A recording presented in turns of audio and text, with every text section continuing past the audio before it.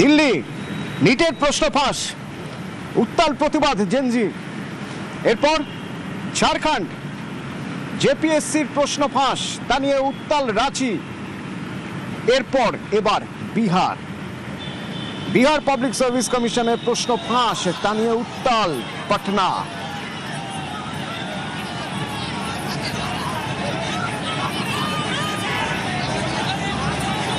একটা পরীক্ষা মানে যার জন্য 1 বছর ধরে, কেউ 1.5 বছর 2 বছর ধরে টানা প্রিপারেশন নেন,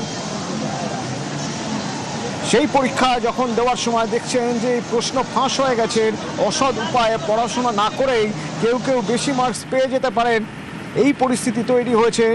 তখন স্বাভাবিকভাবেই যারা পরীক্ষা দিয়েছেন তাদের রাগে, তাদের ক্ষোভ আছড়ে পড়বে রাজপথে।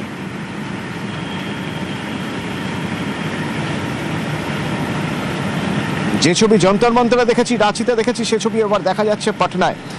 মৈত্রেয়ী আছে আমার সঙ্গে। মৈত্রেয়ী, আমরা এর আগে দুটো কেসেও দেখলাম যে পথে নেমে প্রতিবাদ ছাড়া আর কোনো পথ খুঁজে পাচ্ছেন না এরা। বিহারের ক্ষেত্রে কি হয়েছিল?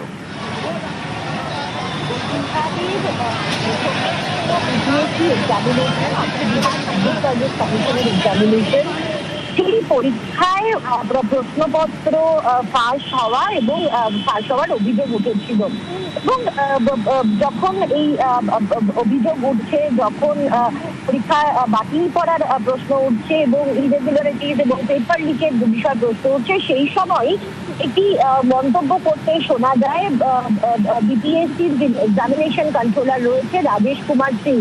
তার বিতর্কিত মন্তব্য কার্যত যে আগুনে ঘি ঢালার কাজ করে, এবং সেটাই কিন্তু পড়ুয়াদের যে ক্ষোভ, সেই ক্ষোভের আগুন কয়েক দফা বাড়িয়ে দেয়। এই মুহূর্তে দাঁড়িয়ে পাটনা শহরের গান্ধী ময়দান থেকে রাজভবন পর্যন্ত একটি পরীক্ষা বাতিলের দাবিতে মিছিলের ডাক দিয়েছিল পড়ুয়ারা, এবং সেই মিছিলেই কিন্তু ধুন্ধুমার পরিস্থিতি তৈরি হয়েছে। একদিকে যখন এক্সামিনেশন কন্ট্রোলার রাজেশ কুমার সিং, যার পদত্যাগের দাবি তোলা হচ্ছে, তার সঙ্গে সঙ্গে 70তম যে বিপিএসসি অর্থাৎ বিহার পাবলিক সার্ভিস কমিশন, সেই পরীক্ষা বাতিলের দাবিতেও কিন্তু রাস্তায় নেমেছে পড়ুয়ারা।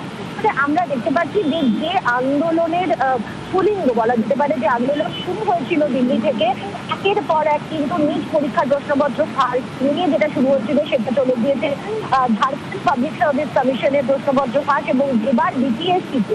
ফলে এই যে লক্ষ লক্ষ পড়ুয়া যাদের কর্মসংস্থান নেই, যারা কর্মসংস্থানের খোঁজে চাকরির পরীক্ষায় বসছে, সরকারি চাকরির পরীক্ষায় আশা নিয়ে বসছে, এবং সেখানে প্রশ্নপত্র ফাঁস হওয়া, এবং শুধু একবার নয়, একাধিকবার একাধিক রাজ্যে কেন্দ্রীয় স্তরে এই প্রশ্নপত্র ফাঁস হওয়া কোথাও একটা গিয়ে তাদের সেই ক্ষোভের আগুনকে কয়েক দফা বাড়িয়ে দিচ্ছে, এবং একেবারে রাস্তায় নেমে বিক্ষোভ দেখানোর সেই ছবি একের পর এক শহর থেকে উঠে আসছে। এবং আজকে সেই ছবি পাটনা শহরে চাক্ষুষ করা যাচ্ছে, যেখানে এই মুহূর্তে ধুন্ধুমার পরিস্থিতি তৈরি হয়েছে। বিহার পুলিশ গোটা পরিস্থিতি সামাল দেওয়ার চেষ্টা করছে। একের পর এক ব্যারিকেড ভাঙার ছবি সামনে এসেছে, যেখানে বিক্ষোভরত পড়ুয়ারা যারা আন্দোলন করছেন তারা কি বলছেন একবার মৈত্রী শোনা যাক।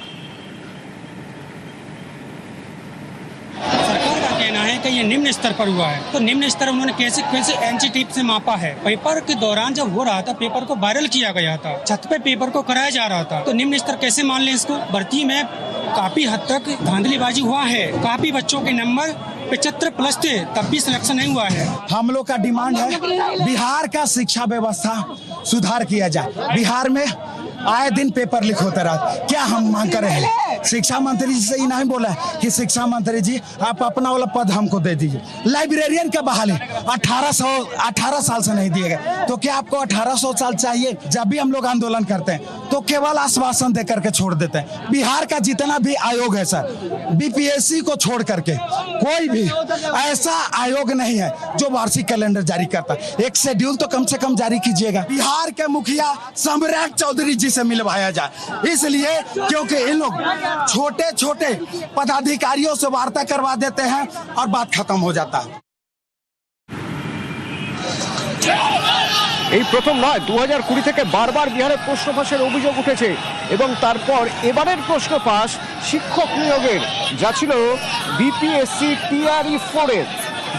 বিপিএসসি টিআরই 4 এর, সেক্ষেত্রে টিআরই 4 এই শিক্ষক নিয়োগ পরীক্ষা সেখানে রীতিমতো উত্তাল হয়ে ওঠে এই পরীক্ষা প্রশ্ন ফাঁসের বিষয় নিয়ে রীতিমতো উত্তাল হয়ে ওঠে পাটনা, এবং দেখা যায় লাগাতারভাবেই আন্দোলন চলছিল। এই আন্দোলন গত 15 দিন ধরে চলেছে এবং এর মাঝে শিক্ষামন্ত্রীর বাড়ি ঘেরাওয়ের হুঁশিয়ারিও দিয়েছিলেন চাকরি প্রার্থীরা।